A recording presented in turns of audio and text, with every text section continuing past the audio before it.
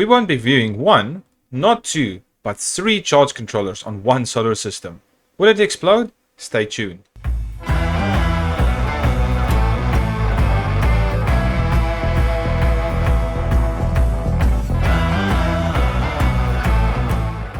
Hey guys, welcome back to another episode with me, Budget Gaming HD, and in today's episode we will be exploring, is it a good idea to have multiple charge controllers on one solar system? The only reason why I'm doing this is purely for the fact that I couldn't find much information online or any online thread suggesting this is a good or bad idea. So I wasn't too sure if this would work or not, or if it would explode. However, I'd followed my gut and it said, let's just try it out. Logically, if I'm keeping everything at 14.4 volts, doesn't matter from where it comes from, it should still stay the same.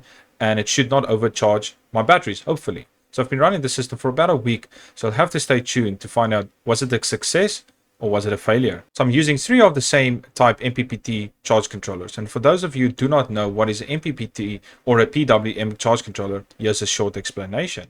With a PWM controller, the current is drawn out of the panel as just above the battery voltage.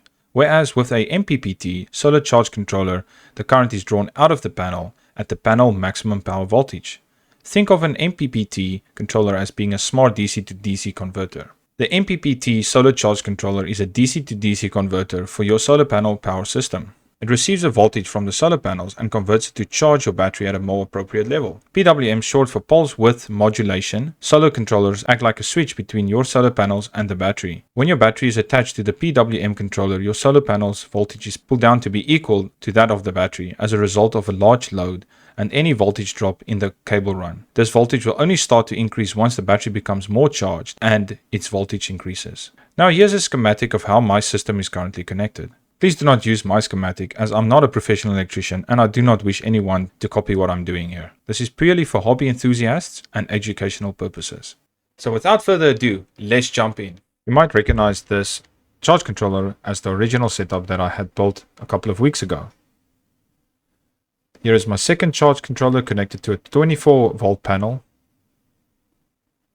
Then I did a new cable run for my new panels that I've installed on top of the roof. They are each 200 watts, so totaling of 400 watts. As you can see from here, here's my new MPPT controller. Two of my MPPT controllers read the same voltage, 13.4. It's only my original MPPT that reads 13.1. It's always 0.3 less of what my system is saying. Now I did test it and I can confirm my voltages are equal across my entire system. That can only lead me to think that this MPPT controller does not read my battery accurately and I might replace it in the near future. I've installed new switches just to be safe so that when something happens I can just press all three buttons and my entire system will shut off. Guys, thank you so much for watching. I really appreciate the support. If you've not done so already, please remember to like and subscribe to this video. It really helps me bring out new content for you. I really did enjoy upgrading my solar system, but I think I'm done for now. So I will be bringing you some tech reviews in the near future and I will be sticking to my schedule, or at least try. However, I do have a hectic schedule, but that is no excuse for lacking content for you guys. So I'll see you in the next one.